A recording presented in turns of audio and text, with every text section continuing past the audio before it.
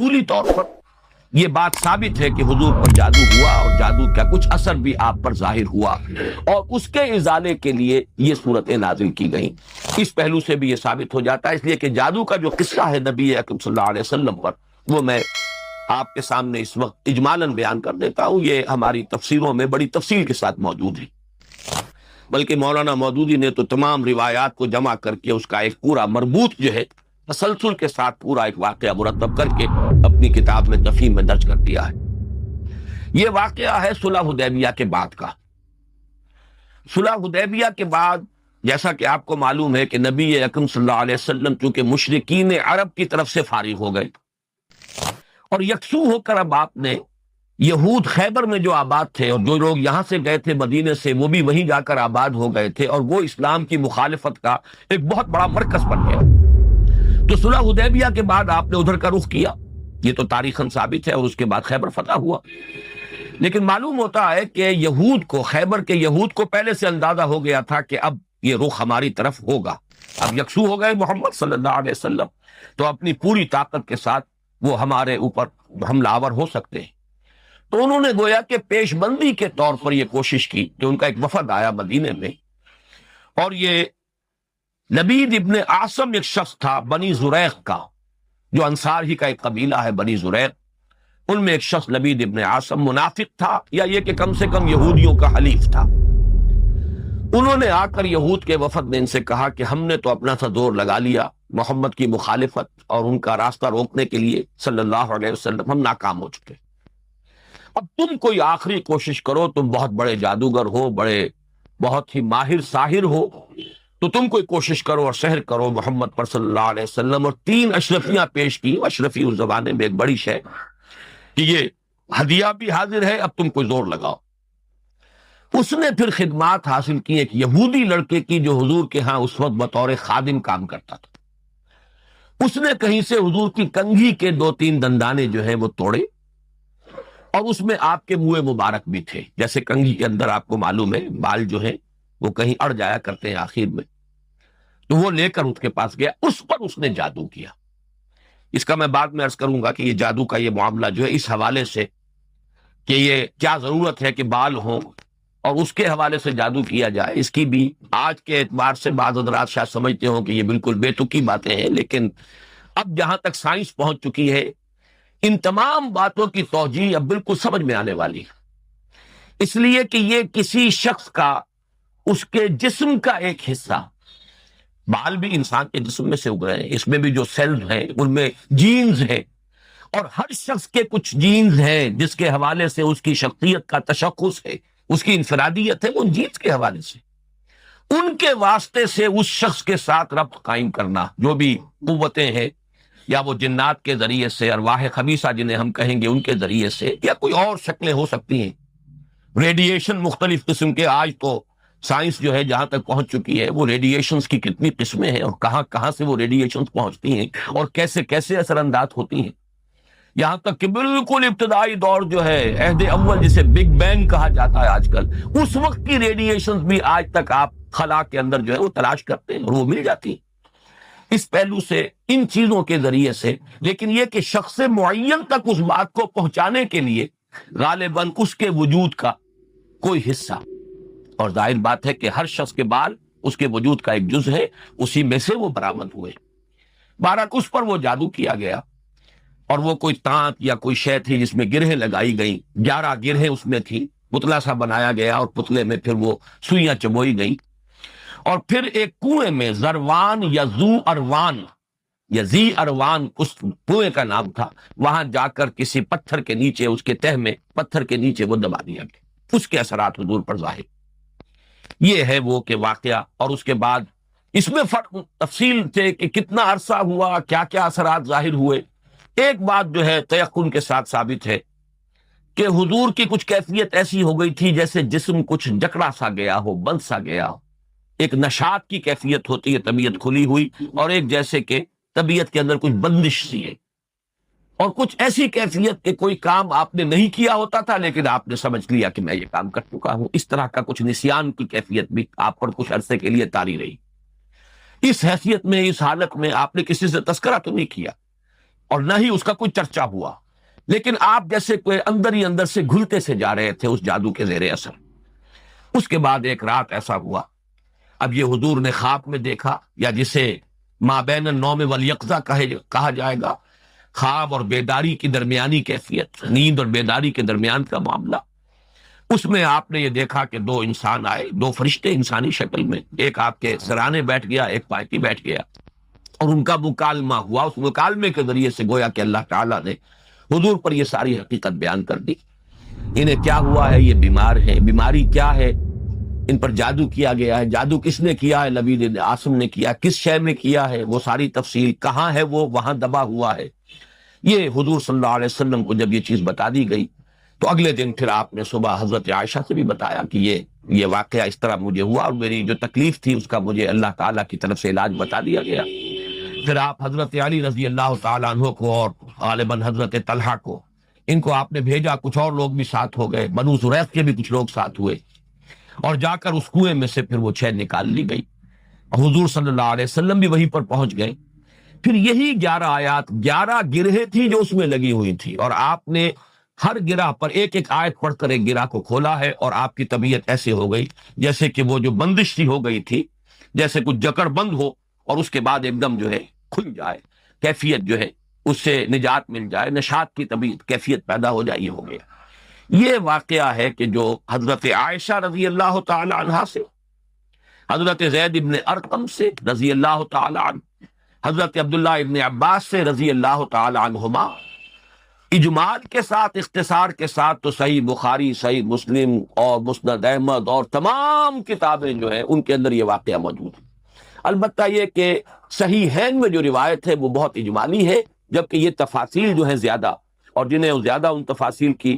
سے شوق ہو اور کوئی دلچسپی ہو تو وہ مولانا مودودی صاحب کی تفہیم میں دیکھ لیں، اس میں یہ کہ زیادہ تفاصیل ہے، لیکن یہ تفاصیل صحیحین کی روایت میں نہیں،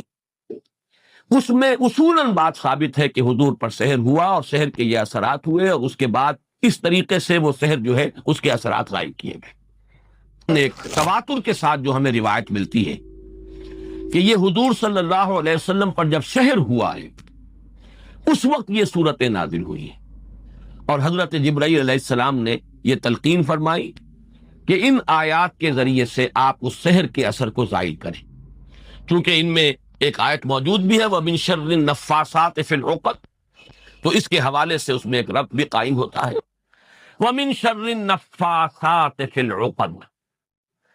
اور پھونک مارنے والیوں کی شر سے کہ جو گرہوں پر، عقدوں پر پھونک مارتی ہیں۔ یہ ہے وہ جادو اور ٹونے کا معاملہ، جادو، ٹونا، ٹوٹکا۔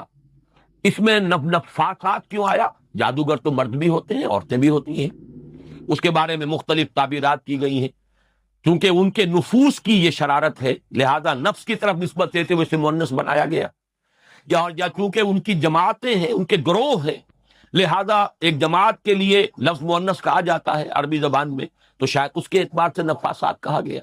ایک رائے یہ بھی ہے کہ عاصم ابن لبید کی بہنیں اور بیٹیاں خاص طور پر ماہر تھیں، اور جو جادو اس نے کیا حضور صلی اللہ علیہ وسلم پر اس میں وہ بھی شامل تھی، اس لیے شاید یہ نفاثات کا لفظ آیا ہے۔ بہرحال اس پر ہمارے تمام مفسرین کا اجماع ہے کہ اس سے مراد ہے جادو کے لیے، ٹونے کے لیے، ٹوٹکے کے لیے کچھ پھونک پھونک کر گرہوں پر پھونکے مارنا اور گرہ لگانا۔ عقد یہ جمع ہے عقدے کی، عقدہ کہتے ہیں گرہ، تو عقدہ جمع اس کی عقد، گرہوں پر پھونکے مارنے والیوں کے شر سے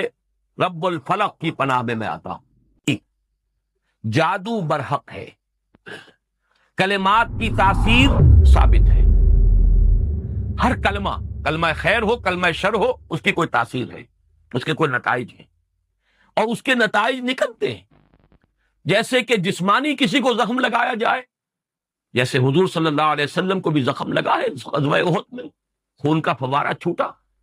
زیادہ خون بہ گیا تو غشی بھی طاری ہوئی، سب کچھ ہوا، دندان مبارک شہید ہوئے۔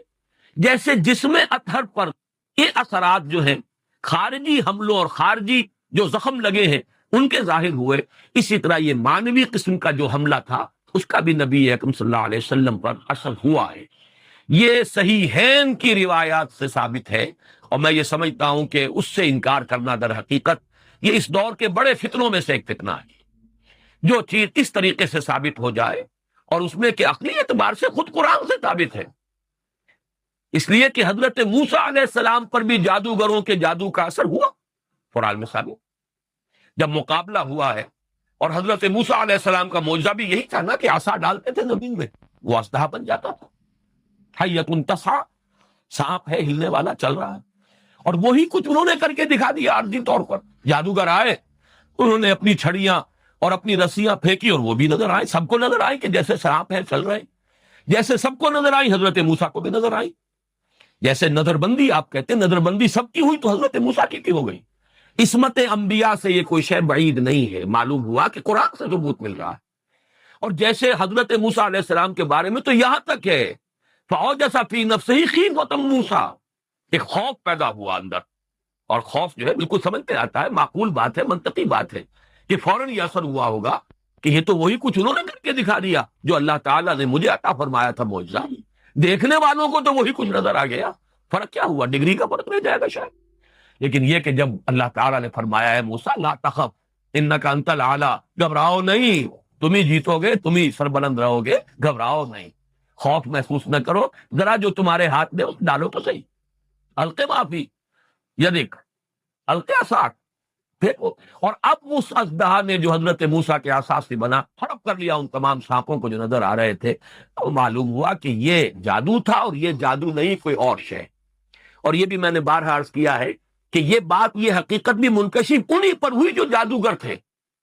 دوسرے والوں کو تو دیکھنے کو یہی پتا چلا ہوگا یہ بڑا جادوگر، یہ چھوٹے جادوگر، اور کیا، بڑا جادوگر غالب آ گیا، چھوٹے جادوگر جو ہے نا ہار گئے۔ بڑے جادوگر کا نے جو جادو پیدا کیا اس نے ہڑپ کر لیا چھوٹے جادوگروں کے جادو کو،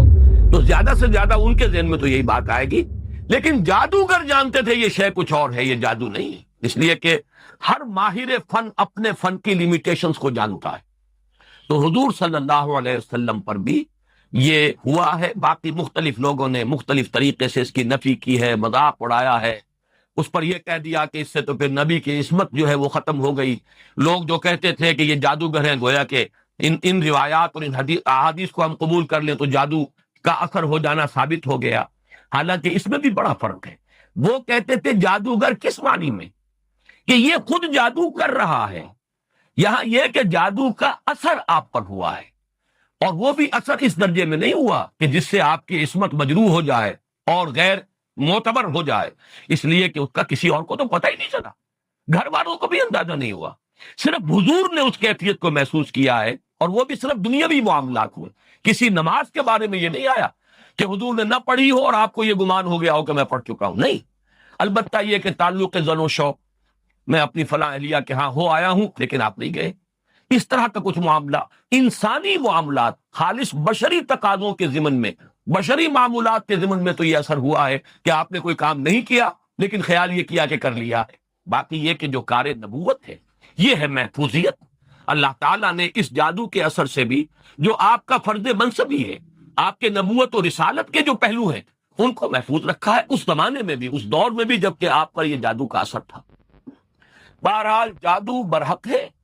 البتہ جادو کرنا کفر ہے۔